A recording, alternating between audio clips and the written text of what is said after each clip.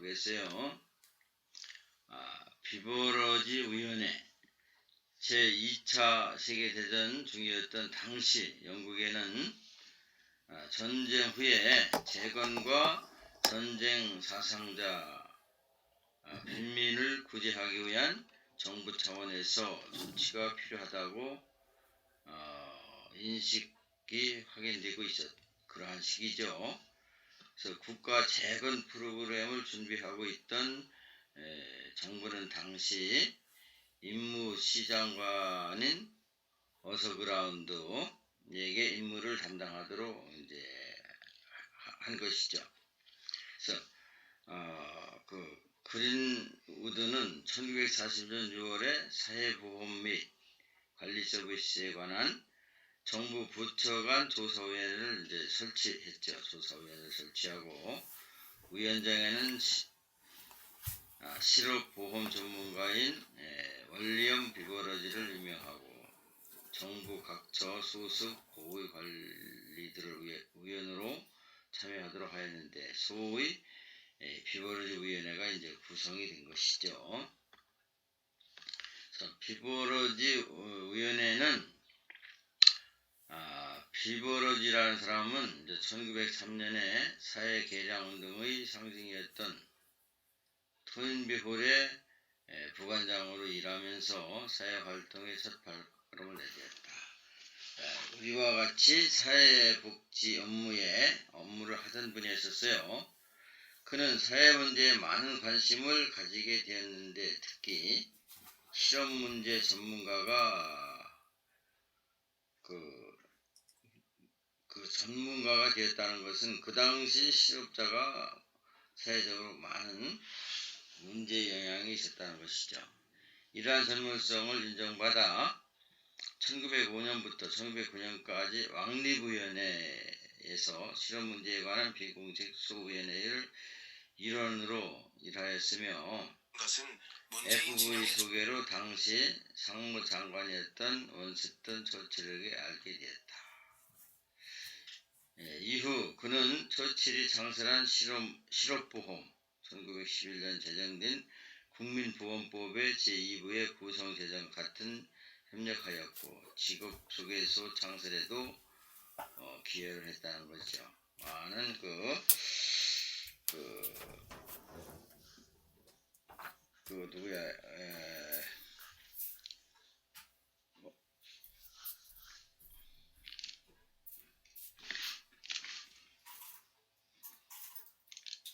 을 받았다는 그러한 사회복지의 업무를 하는 실력 있는 사람이었었죠. 그래서 위원장 1명, 위원회 11명으로 설치된 비버러지 위원회는 1941년 6월에 줄기어 활동을 시작하였고 1년 뒤인 1942년 9월 획기적인 사회보험장 개혁안이 담긴 보고서를 완성하였는데 이것이 바로 비버러지 보고서이다. 그래서 비버러지 보고서의 정식 명칭은 소셜 인슈런스 앤드 얼라운드 서비스 이렇게 돼요.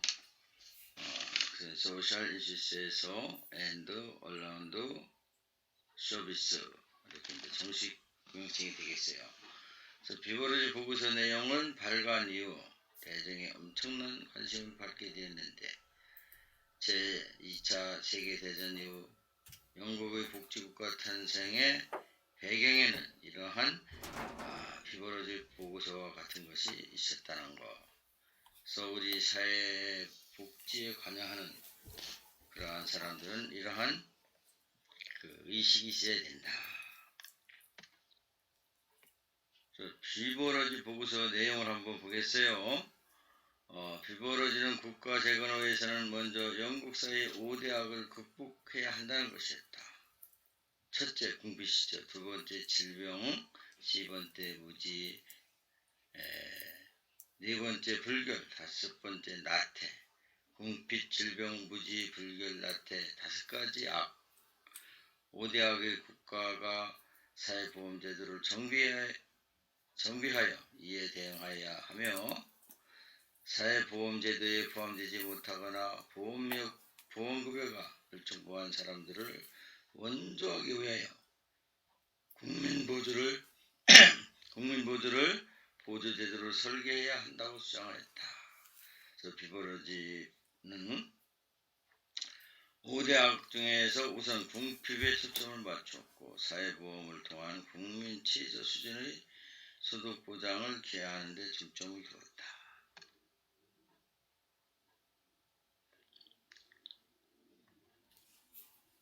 그래서 여기 보면은 사회보험과 더불어 나머지 네 가지 악을 제거하기 위한 네 가지의 서비스 체계는 즉 의료, 교육, 주택, 공용서비스 등이 제공되어야만이 사회 진보가 이루어진다고 보았다. 그래서 비버러지는 사회보험 성공하기 위한 세 가지 전제 조건이 필요했다고 보았다. 가족수당, 포괄적 보건서비스, 패밀리 얼라운세스, 그 다음에 포괄적 보건서비스죠. 컴퍼헨서비스, 헤드 서비스, 안정고용, 풀 임플리먼트 이렇게 세 가지 가족수당, 포괄적 보건서비스, 완전고용 이 세 가지를 전제 조건하에 이제 비버러지 보고서가 이제 중점을 두었다는 것이죠. 그래서 가족수당은 가족의 크기와 소득을 고려하여 결정되어야 하고 보건서비스는 치료적뿐만 아니라 예방적이어야 한다. 그 다음에 여기 보면 비버러지 보고서에 운영 원칙이 있어요. 정액 생계급여, 정액기여, 행정책임 단일화 이렇게 세밀한 내용이 있습니다. 한번 여러분들이 자세히 보시면 되겠어요. 네 번째, 급여 적절성. 다섯 번째, 포괄성 서비스죠. 6번째, 수혜 대상의 분류. 수혜 대상의 분류는 피용자, 고용주, 사업자 등 기용여성, 취업 연령자 중 미취업자, 7년 연령 전 청소년 15세 미만, 취업 연령이 지난 퇴직자, 남자 65세 이상, 여자 60세 이상 이렇게 세부적인 항목을 했었다. 또 욕구의 원인에 대한 비버러지의 대체, 욕구의 원인은 실업, 장애, 생계수단, 상실, 퇴직, 기혼여성 욕구, 장례비용, 아동 질병, 대책은 실업급여, 장애급여 혹은 장애연금, 직업훈련급여, 퇴직연금, 결혼지원금, 출산지원금, 미망의수당 등 장례지원금, 아동수당, 질병치료 재화 이렇게 제목별로 세밀하게 대책을 세웠다는 것이죠. 비버러지 보고서의 이념의 핵심 내용은 보편주의다. 국민의 최저선 원칙이다. 비버러지 보고서는 무엇보다도 사산이 없는 권리로서 받은 생존 수준의 급여를 제한함으로써 지후 새로운 사회의 성사전으로 비추게 되었다. 복지국가의 성립이에요. 웰렌스키, 코피로, 헥서 이렇게 정의가 따로 있어요. 웰렌스키는 복지국가의 핵심은 국가, 소득, 영양, 건강, 주택 그리고 교육을 보장하는 것이다 라고 얘기했고, 국가에 의한 이러한 복지 제공은 자선이 아니라 모든 국민이 누리는 정치적 권리를 대행하여야 주어진다는 것이고, 코피르는 복지국가의 발전 정도는 정치적 민주주의 국민들에 대한 최소한의 사회보장을 전제로 하여 상대적 빈곤이 어느 정도 감소하는지에 혹은 평등이 어느 정도에 실현되는가에 의해 결정된다고 하였고, 헥스는 복지국가는 자국 내에 거주하는 국민들의 삶에 대한 직접적인 책임을 지는 국가, 따라서 복지국가는 빈곤을 제거하기 위한 노력하고 국민들의 빈곤 상태에 빠진 경우 그들을 위해 적절한 사회보장을 제공한다는 뜻을 가지고 있고, 또한 복지국가는 기회평등 촉진하여 국민들의 삶을 향상시키는 노력이다. 헥스는 얘기했습니다. 마시라, 브라크 이런 것들은 다 비슷비슷하지만 그 학자마다 틀리기 때문에 여러분들이 한번 제시해서 보시면 되겠고요. 그래서 복지국가의 정의에 있어서는 복지국가의 개념은 다양하게 정의되고 있지만 가장 단순한 수준에서의 복지국가의 정의한다면 다음과 같다. 국민이 비복지를 제거하고 복지를 향상하기 위한 노력하는 국가, 국민의 복지 향상을 가장 중요한 책임과 의무로 삼는 국가, 즉 복지국가는 산업화 과정에서 초래된 경제적 불평등, 산업재해, 빈곤, 실업 등의 문제를 해결하기 위해 등장하였는데, 이 모든 국민의 경제적으로 국민 최저 수준 이상을 정부가 보장하는 국가를 말하고 있다. 이러한 복지국가는 자본주의 모순을 수정하여 국민의 행복한 삶을 보장함은 물론 국민의 개입을 강조하면서 직무와 평등을 구현하고 또 노력하는 수정자본주의 국가 형태를 가지고 있다. 여기서 중요한 건 수정입니다. 수정자본주의. 그래서 복지국가는 국가가 모든 국민을 위해서 적극적인 사회보장과 완전고용의 실현을 추구하고 최소한의 국가 유지 업무만 담당하는 야경국가, 자본주의 경제구조의 모순으로 실패하자 이를 극복하기 위해 나온 국가 형태임.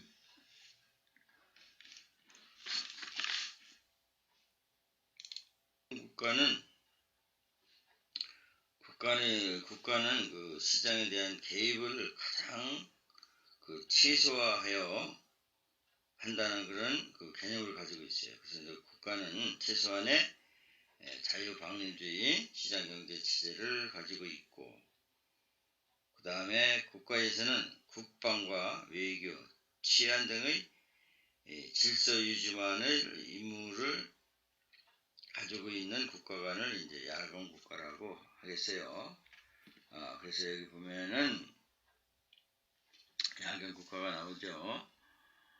야경국가가 자본주의 경제 구조 모순으로 실패하자 이를 극복하기 위해 나온 국가 형태임. 그래서 복지국가는 복지수급에 대한 권리와 정부의 시장경제 개입을 전제로 하고 있다. 개입을 해야 된다는 거예요, 국가에서.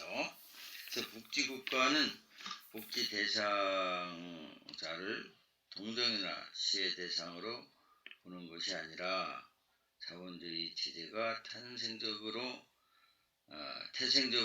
지니고 있는 체제 모순에서 비롯된 것으로 보았다는 거예요. 자본주의 국가가 그래서 경제 자유를 선봉하는 자유방임주의 경제를 정면 부정하는 체제로 볼 수 있다.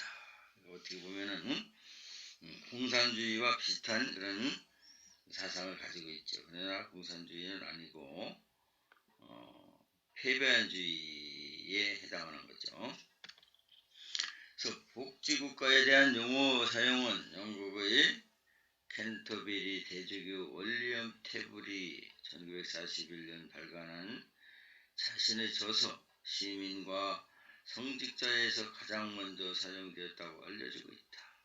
즉 템블 대주교가 나치 독일을 전쟁국가 또는 무력국가로 영국을 복지국가로 대비시켜 규정한 데에서 비롯한 것이었다. 그래서 복지국가라는 용어는 1940년대 이후 사용되기 시작하였지만 복지국가가 사상은 이보다 훨씬 이전부터 그 사상은 있었고요. 복지국가의 기원을 언제로 볼 것인가에 대한 주장은 여러 가지 견해가 있지만은 일반적으로 자유방임 사회에서 국가 개입이 시작된 시기를 기원이라고 볼 수 있다.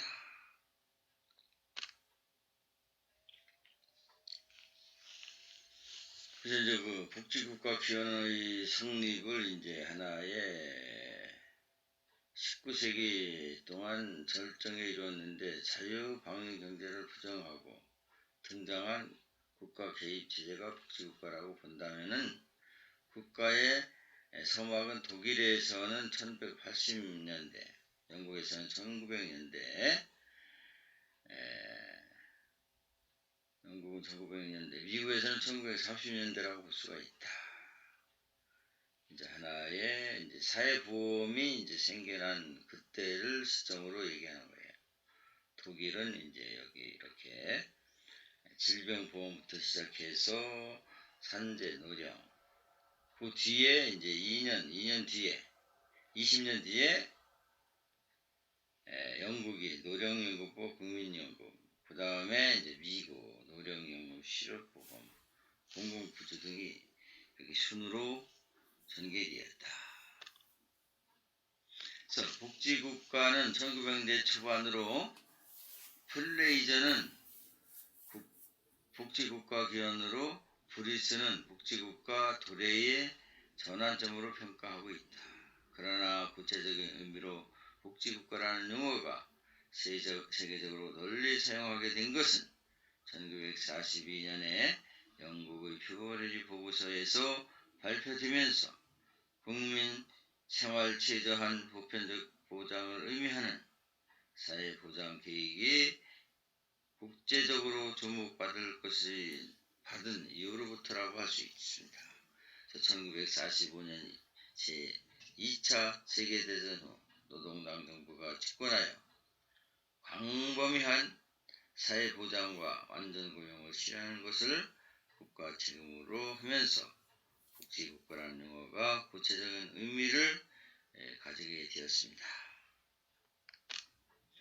피보리지 보고서는 사회보험 계획에 대한 기본적 구성이었지만 지금까지 없었던 보편적 국민 최저선 보장을 정책으로 제시함으로써 영국 국민들의 열렬한 지지를 받았으며 이후 노동당 정부에 의해 그 내용들이 모두 입법화됨에 따라 복지국가 탄생이 배경이 되었다는 것입니다. 케인즈 피보리지 결합으로 표현되는 영국의 복지정책 이후 여러 자본주의 국가들 복지정책에도 영향을 미치게 됨으로써 영국은 복지국가라는 이름을 탄생시킨 나라일 뿐 아니라 최초로 복지를 사회적 시민권의 하나로 확립했다는 보다 중요한 의미에서 복지국가의 모국이라고 할 수가 있겠습니다.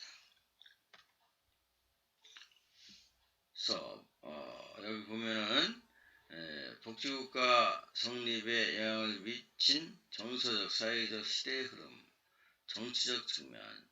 첫째, 잠정권과 선거권의 획득으로 인한 노동계급의 노동조합 활동과 정치 세력 확대, 잠정권, 선거권의 획득으로 인하여 노동자들이 정치에 참여하게 되므로 노동조합을 본격적으로 결성하게 되었다.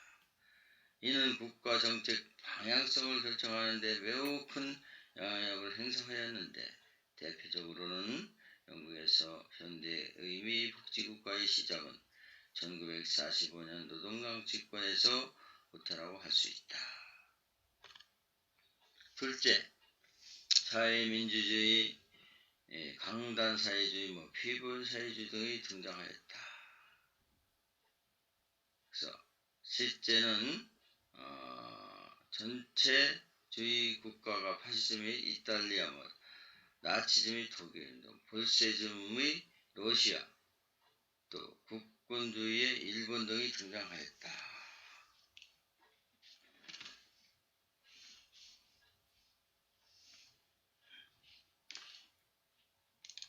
사회주의가 나오는데 강단사회주의는 그 자본주의를 주창하는 사람들이에요. 그래서 자본주의를 권력에 맡기지 말고 의회에서 제정을 해서 이쪽에 이제 민주주의와 비슷하죠. 계속 자본주의를 이끌고 나가는 것이 좋겠다 한 사람들이 이제 주로 이제 교수들 쪽에 이런 많이 이제 있었어요. 그래서 강단사회주의, 그래서 마르크스주의와는 반대되는 그런 개념이 되겠죠. 그래서 마르크스주의자들이 아주 싫어했다 이렇게 기억하시면 되겠습니다. 그때 사회적 측면에서는 첫째, 대공황의 발생과 문제 해결을 위한 혼합경제를 실시하였다. 대공황의 발생으로 자유방림적 자본주의 즉 고전적 경제학자의 개인주의 케인즈 경제이론 혼합이론을 바꾸게 되었다. 이는 국가가 적극적으로 개입하여 완전 고용정책과 실업구제 정책을 실현해야 함을 의미하는 것이며 케인즈의 경제학자의 이론이죠. 결과적으로 국가의 적극적인 개입, 즉 국가에 의한 사회보장을 표현하도록 하는 사상적 배경이 되었다. 개인적 경제학자의 이론. 그 다음에 둘째, 비버러지 보고서 내용은 입법의 과정을 거치면서 구체적 사회 보장제도를 가져오게 되었다. 진료 취재의 국유화의 의사, 공무원화를 통하여 전 국민의 보상을 혜택을 핵심으로 하여 현재까지도 영국의 대표적인 복지체제로 간주되었는데 보건서비스, 빈민의 잔세를 청산한 국민보조법, 국가에 의한 공공주택 보급을 중심으로 한 주택정책 등 국가에 의한 사회복지 제도가 성립되기 시작한 것이 이제 사회적 측면으로 볼 수가 있고, 둘째는 두 차례의 세계대전의 발발이 있었다. 전쟁으로 엄청난 수의 사상자와 대공황의 발생과 동반하여 실업의 폭발적인 증가가 있었고, 그러므로 가족의 해체와 주변의 파괴, 기아, 질병 등 국가의 전반적인 개입을 요구하는 사회적 문제의 대량으로 발생하여 이들이 대한국가의 책임과 개입이 국가의 정당성이 되어버렸다는 점. 둘째, 자본주의과들의 국제적 협력활동, 공포와 결핍으로부터 자유를 가치로 내걸어 이후 대서양 헌장, 국제노동기구, 또 델피아 선언, 1945년 등의 모든 국민들에 대한 보편적 사회보장의 권리 등을 규정하고 있어 전후 국가에 의한 사회보장 제도 도입에 매우 지대한 영향을 미쳤다는 것이고요. 그래서 복지국가 성립에 영향을 미친 요인들, 정치적인 요인이 있고 사회적인 요인이 있고 시대적 요인이 있다. 이 내용은 여러분들이 잘 요약이 되어 있으니까 한번 보시면 되겠어요. 중요하죠. 그 다음에 비버러지 보고서의 입법이에요. 처음 비버러지 보고서에 나왔을 때 당시 수상이었던 보수당의 처치를 비롯하여 보수당 동료들과 관료들을 보고서에서 제안했던 제안 내용이 너무 혁명적이라며 회의적 반응을 보였었던 것이죠. 특히 내각 수반인 처치는 사회 재건 전쟁 종료 후에 문제일 뿐이고 전쟁 중의 국민이 에너지를 다른 데 쓸 여유가 없다고 생각하였으며 국민들의 공연히 유토피아에 빠지지 않을까 우려된다고 했다. 반면 노동당은 매우 호의적이고 1943년 개최한 전당대회에서 비버러지 제안에 대한 전폭적인 지지를 표명하였으며 종전 후 즉각적으로 실행에 옮길 것을 결의하였다는 것이죠.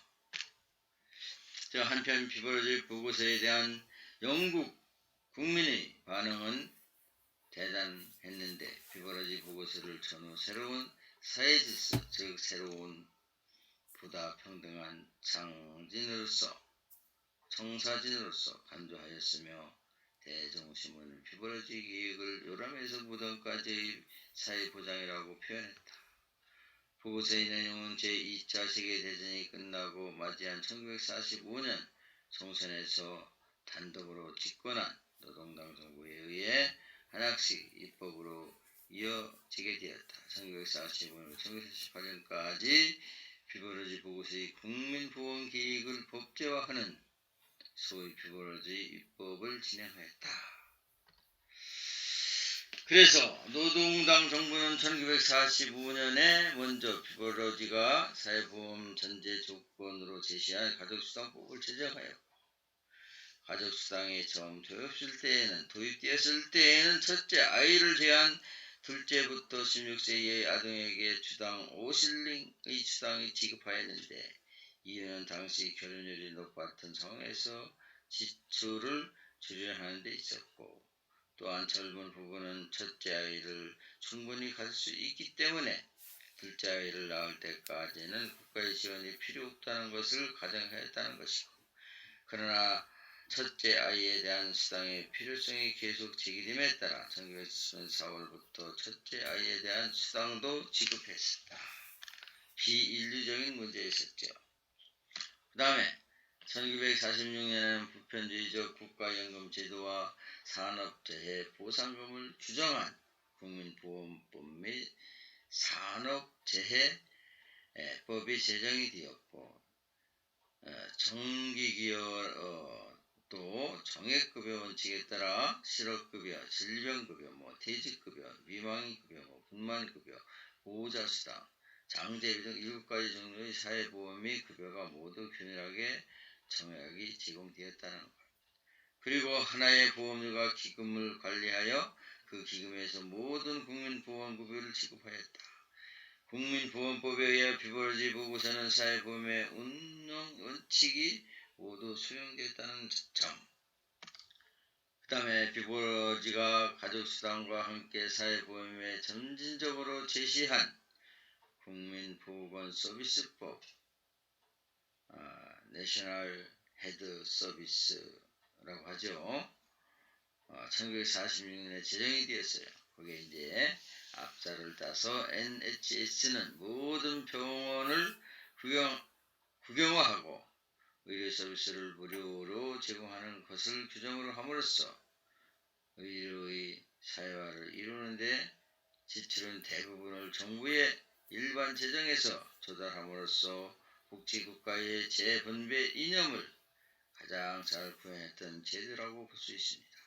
그래서 의료보장의 새 지병은 NHS가 제정에 따라 1911년에 여의도 조치 도입한 의료보험은 공식적 폐지가 되었다. 그래서 국민보조법이 이제 1948년에 생겼어요. 1948년에는 사회보험에 의해 보호받지 못하는 사람들을 위한 근대적 공공보조제도인 국민보조법이 제정이 되었다. 그래서 국민보조법의 제정에는 1601년 엘리자베스 빌밀법에서 시작되어 350년 동안 지식되어 온 영국의 빌밀법은 완전히 폐지되어 역사의 뒤안으로 걸게 되었다. 그래서 국민보조법의 마지막으로 제정에 따라 국민 최저 수준의 소득 보장을 기하는 사회보험과 보호급여가 불충분한 사람을 원조하기 위하여 국민보조법을 보조제도로 설계해야 한다고 주장한 비버러지 보고서 내용이 모두 입법화되었다는 것이 중요하다고 하겠습니다. 연도를 보겠어요. 1945년 가정수당, 1946년에 국민보험 및 산재재해보험, 1940년 국민보건서비스법, 1940년 국민보조법, 이런 내용으로 입법이 되었고요.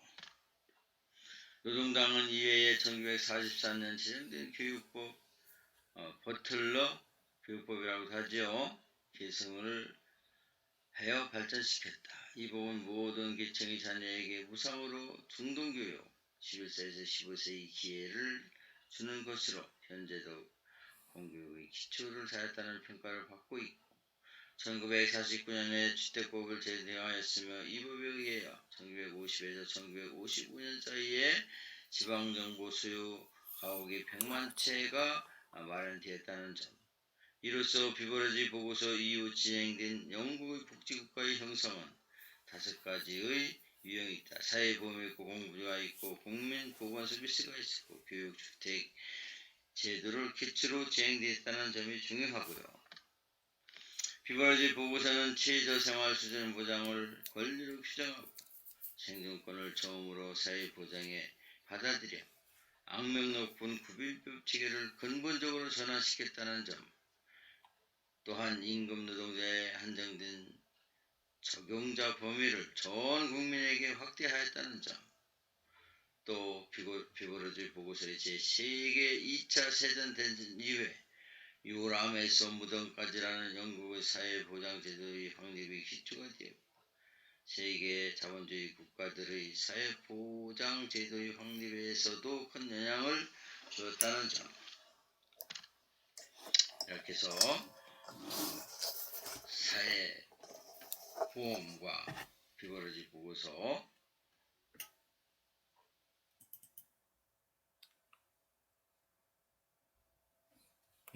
여보세요. 여러분들이 이제 그동안 영국의 법과 비버러지 보고서를 강의를 들었어요. 그래서 우리 교과서의 내용을 한번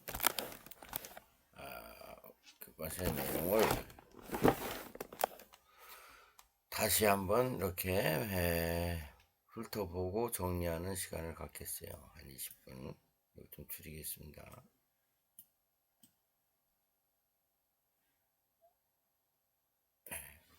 줄이고, 그래서 이제 우리 이번 교과서 내용에 여러분들이 이제 그동안은 개발적으로 영국의 역사와 우리 비버러지 보고서 탄생까지 공부를 했어요. 그래서 다시 한번 우리 교과서에 있는 내용을 여러분들이 정리해 하시길 바라겠습니다.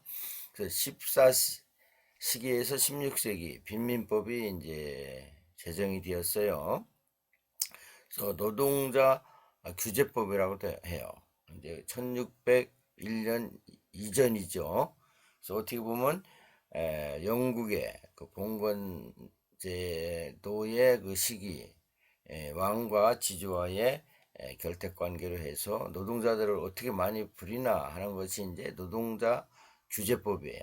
거리는 불량인 처벌법이라고도 하고, 불량인 처벌 및 빈민과 무능력자 구제법이라도 하고 이렇게 돼 있어요. 근데 영국에 여러분들 이제 그 역사를 공부하시다 보면은 영국에도 큰 그 대공황, 지금 코로나와 같은 그러한 시기가 있었고, 또 인클로저라는 그런 그 아주 노동자들이 다 밖으로 내쫓는 그런 시기가 있었어요. 흑사병 이 시대는 영국의 3분의 2, 그 유럽의 3분의 2가 다 사망했다고 그래요. 어떻게 보면 코로나 시대보다도 더 아주 악명 높은 그러한 병이었어요. 그 다음에 인클로저라는 건 뭐냐면은 영국이 그 노동국가, 농업국가였었잖아요. 근데 이제 면직이 발달되면서 양을 키게 됐어요. 그래서 울타리를 해놓고 양을 이렇게 주로 또 이게 그 사회가 바뀌다 보니까 양 키는 데는 그렇게 노동자가 많이 필요하지 않잖아요. 일정의 노동자만 수용하고 나머지는 다 밖으로 내어줬는, 그래서 그 노숙자 이런 것들이 너무 많이 생기고 해서 큰 문제가 생겼던 두 번의 그 영국의 큰 그 어떻게 보면 그 어려운 시기가 있었어요.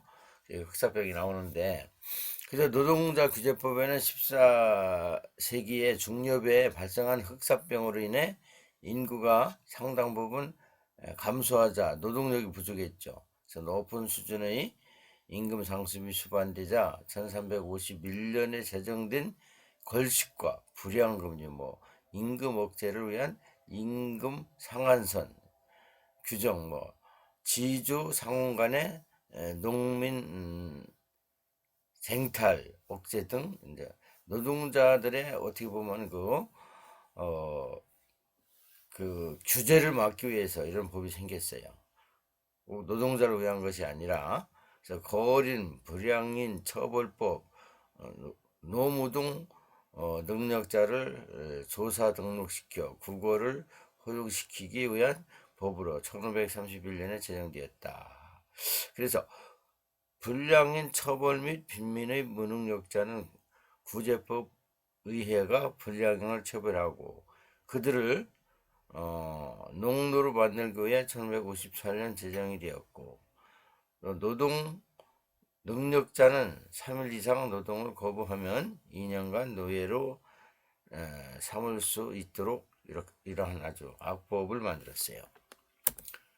그 다음에 그 뒤에 이제 영국에는 그 엘리자베스 빈민 구빈법 1601년 이후와 이전으로 나온다고 그랬잖아요. 이제 그래서 1601년에 엘리자베스 구빈법이 생겼어요. 여기에는 의의가 있는 것은 그래도 국민을 위한 그 국가가 국민을 위한 그 노동자를 위한 책임이 좀 있다는 거에 개입이 돼 있어요.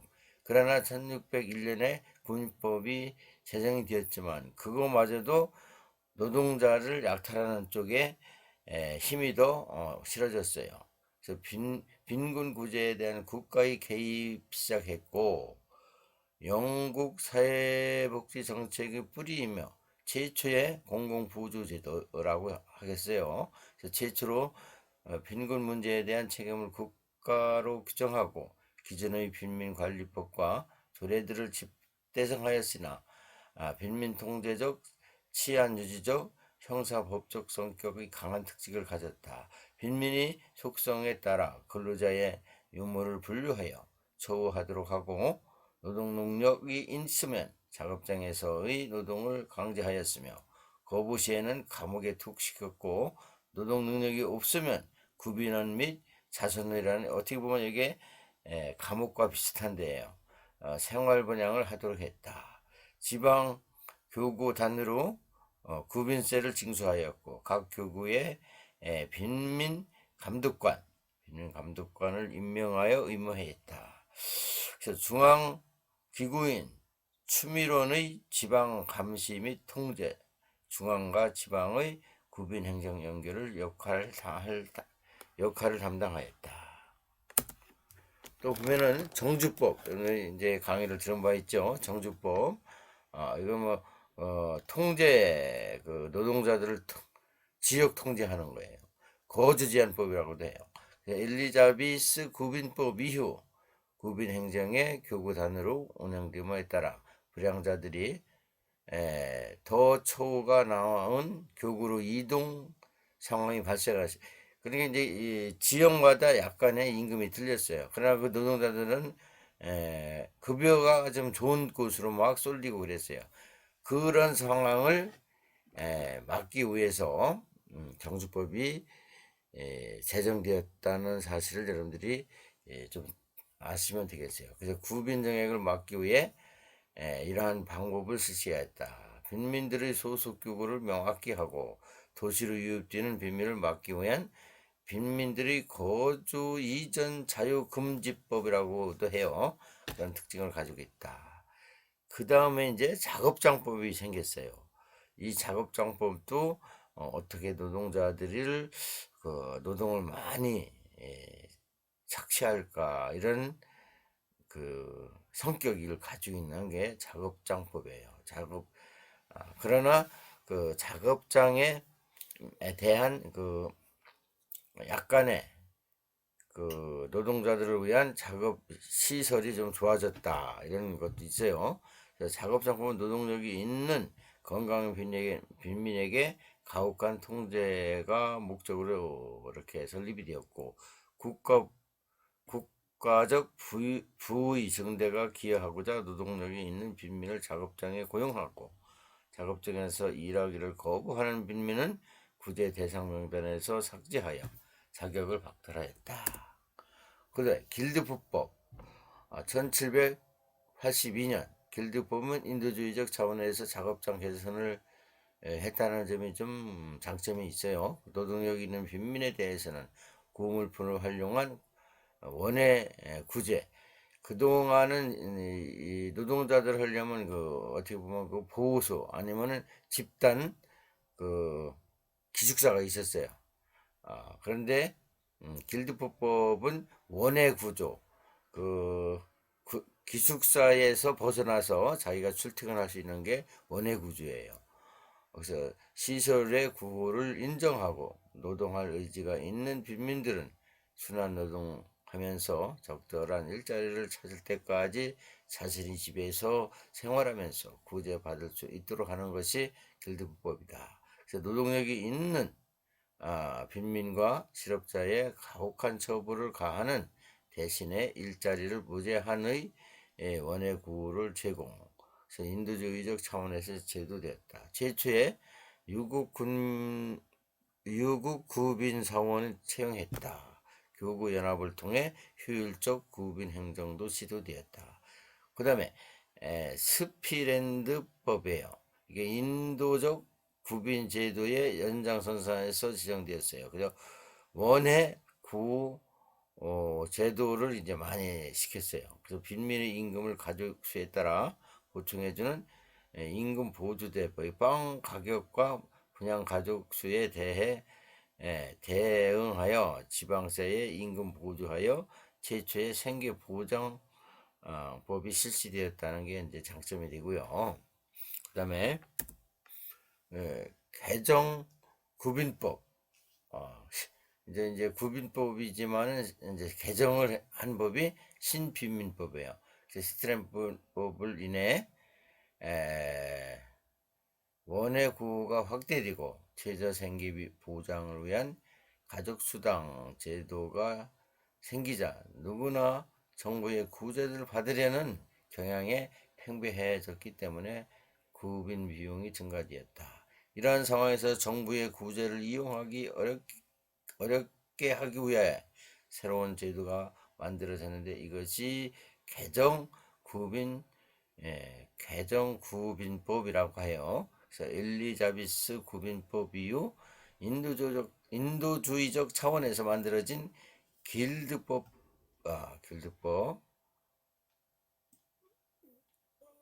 길드법인데 이제 원의 구호,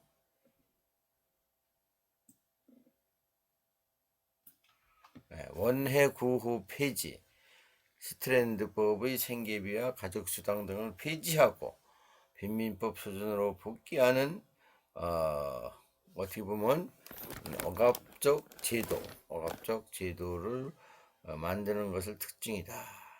균일 처우의 원칙, 열등 처우의 원칙, 작업장 활용 원칙의 기본으로 삼았다. 그 다음에 이제 그 이후에 사회보험 시대가 생겼어요.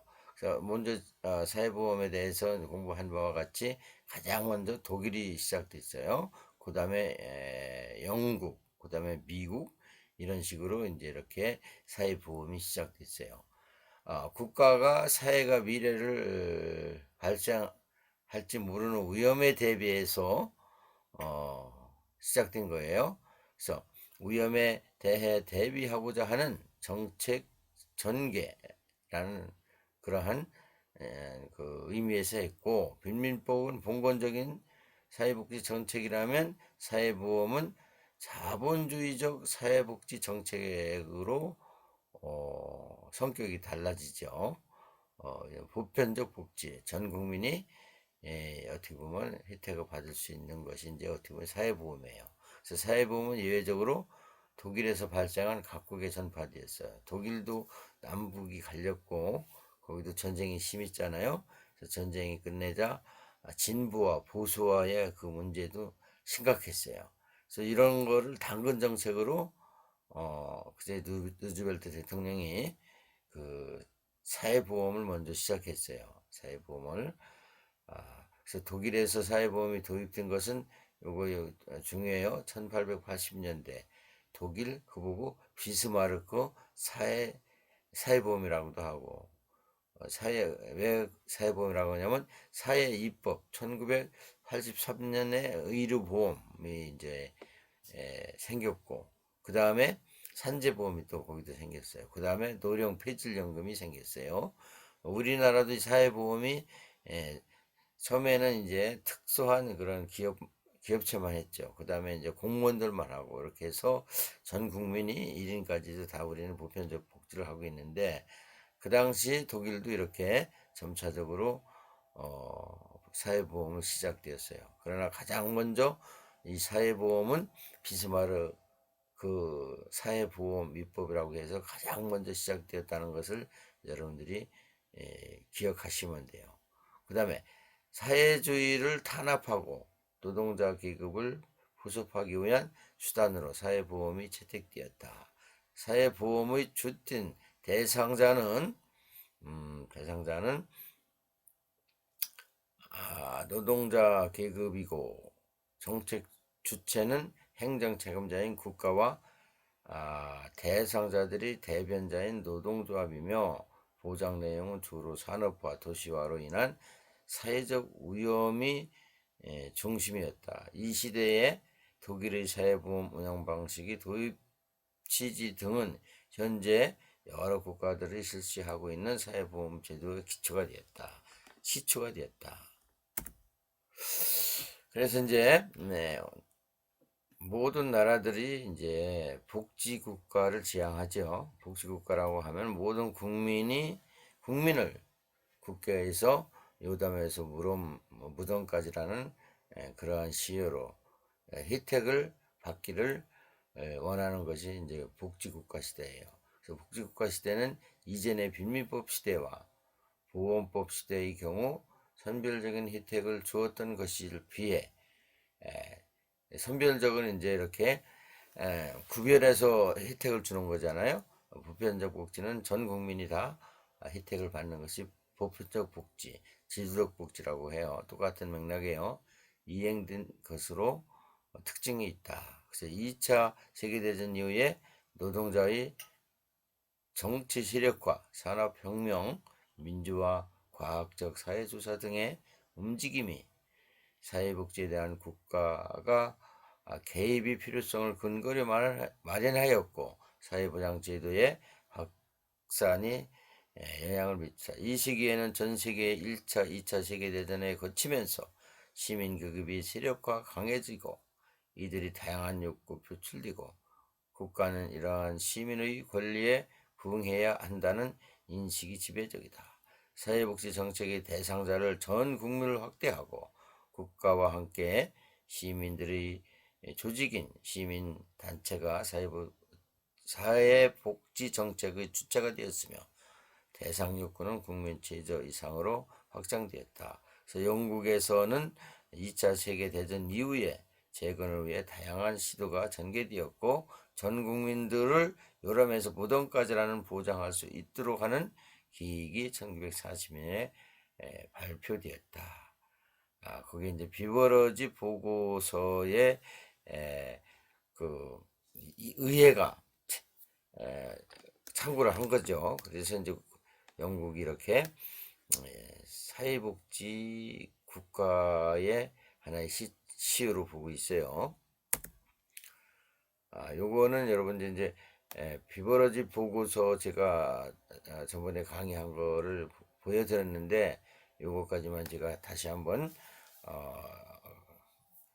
재반복해서 한번 듣고 마치겠어요. 사회보장의 목적은 결핍, 빈곤을 제거하기 위한 것이고, 5대학이라고 하면 이제 결핍, 질병, 무지, 불결, 나태, 이런 것이 이제 비버러지 보고에서 가장 중점으로 내세웠어요. 그 당시에는 이제 결핍, 정말 그 노숙자라든가 먹을 것이 없는 사람들이 많았어요. 그러다 보니까 질병이 아주 많았어요. 그리고 국민들을 어떻게 보면 이제 그 교육을 하지 않으니까 국민의 그 무지가 많았어요. 불결, 나태, 이런 거로부터 비버러지 보고서는 국가가 개입해서 정책을 세워서 혜택을 줘야 된다는 것이 비버러지 보고서예요. 비버러지라는 사람이 리포트를 작성해서 국가 의회에 전달한 것이 비버러지 보고서예요. 이런 내용을 가지고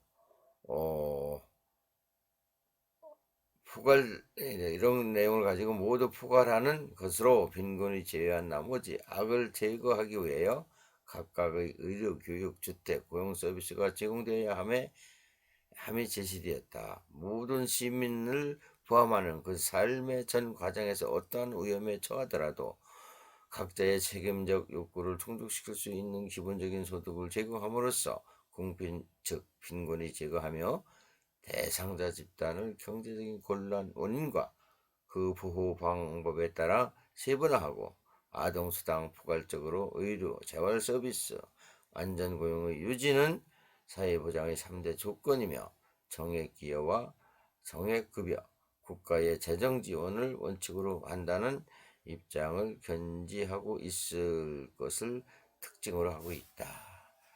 이렇게까지 해서 이제 그 사회복지 역사의 흐름을 여러분들이 어느 정도 파악이 되었을 거예요. 많은 수고들 하셨습니다. 또 감사했습니다.